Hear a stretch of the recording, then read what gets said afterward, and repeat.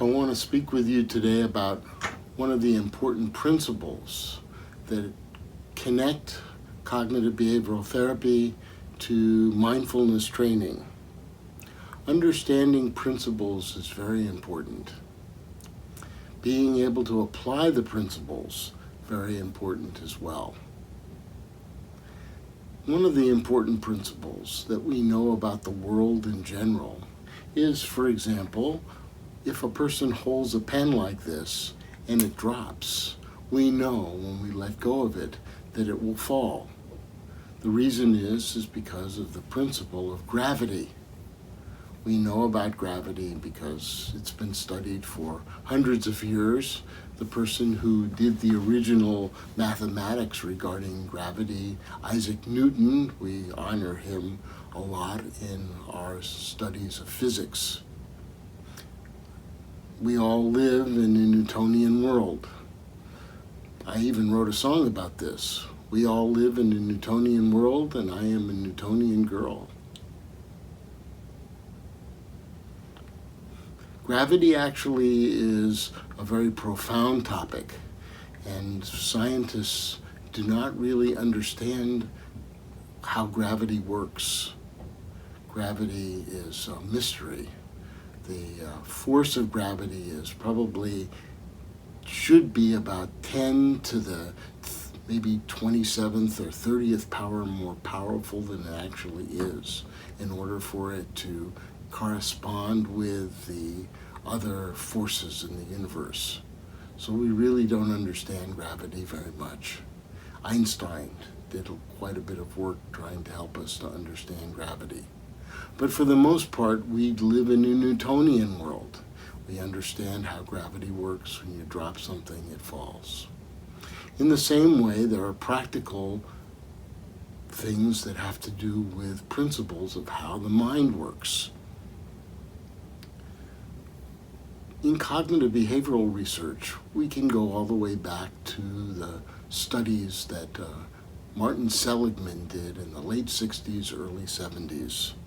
Martin Seligman is one of the major figures in the field of psychology. We can say that he's like the Michael Jordan of our field.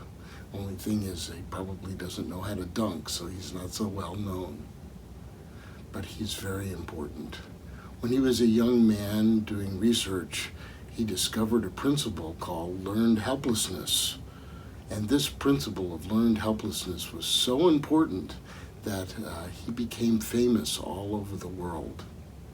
And he gave talks on learned helplessness, how it is that a person could become helpless just by repeated conditioning. When he got to Oxford, he gave a talk about this. And after the talk, as is the custom there, of course everybody applauded, they had then a question and answer period that was led by a postdoc fellow. And this fellow stood up and said, "One must not be led astray by such an amusing tale. Dr. Seligman's research is wholly inadequate." Well, Martin Seligman had never heard something like this before, a criticism of his work. But at that moment, he must have remembered something like Epictetus's dictum that the first business of philosophy is to let go of self-conceit. So he listened to what this young upstart John Teasdale had to say. He says, "Oh, he's right, there's something missing." So he ended up collaborating with Teasdale, and they added another member to their team, Lynn Abramson from the University of Pennsylvania, who was well known for her work in attribution theory, and they collaborated, and in 1978 they rewrote the theory of learned helplessness in a paper called Learned Helplessness Revised. And in that paper, they talked about 3 variables that were not included in the original.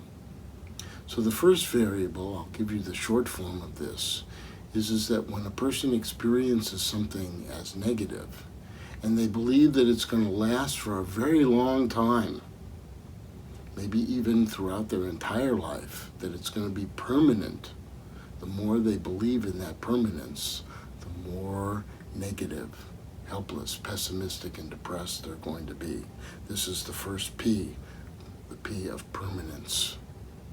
The second one he called pervasive, but you could also call it perfection.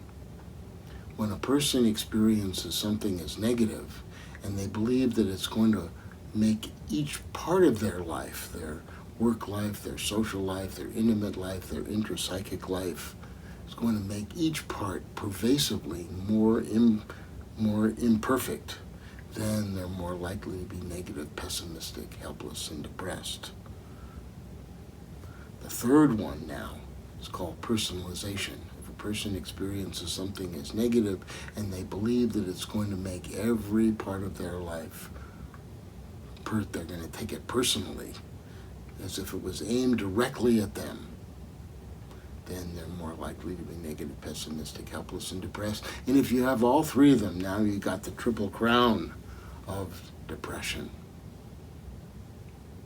So this theory, learned helplessness, is very, very important.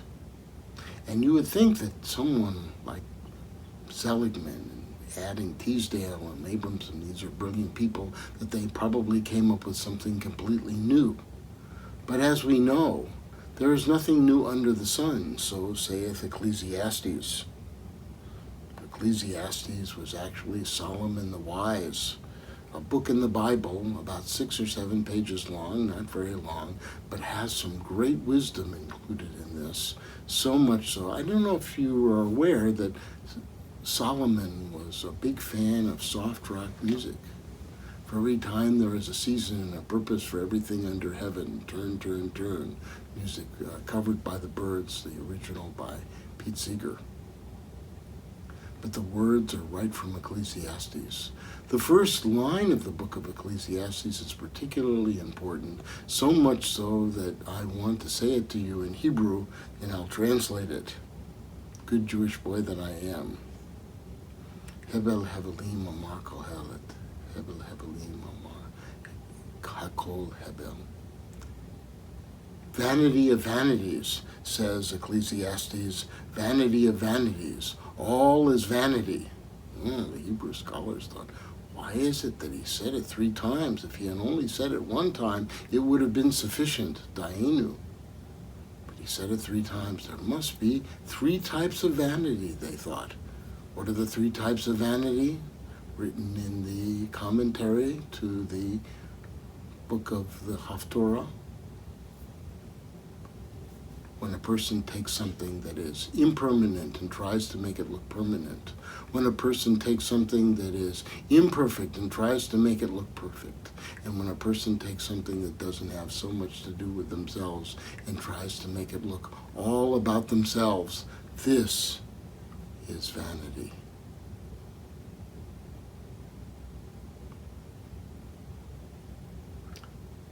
"2,500 years ago in northern India, there was a fellow who said in the ancient language of Pali, Sabe Sankara Anicca, Sabe Sankara Dukkha, Sabe Dhamma Anatta. This saying became so important that when it got to China, it got translated into Chinese. Iche Sing Wu Chang, Iche Sing Wu, Iche Fa Wu Wo. This means all things are by nature impermanent, imperfect, without self. These are the same 3 things that were said by Solomon and Seligman. So if it's good enough for Seligman, Solomon, and Shakyamuni Buddha, it's good enough for me, for Shushu, uncle. I try to live my life according to these 3 main principles, called the 3 I's: impermanent, imperfect, impersonal.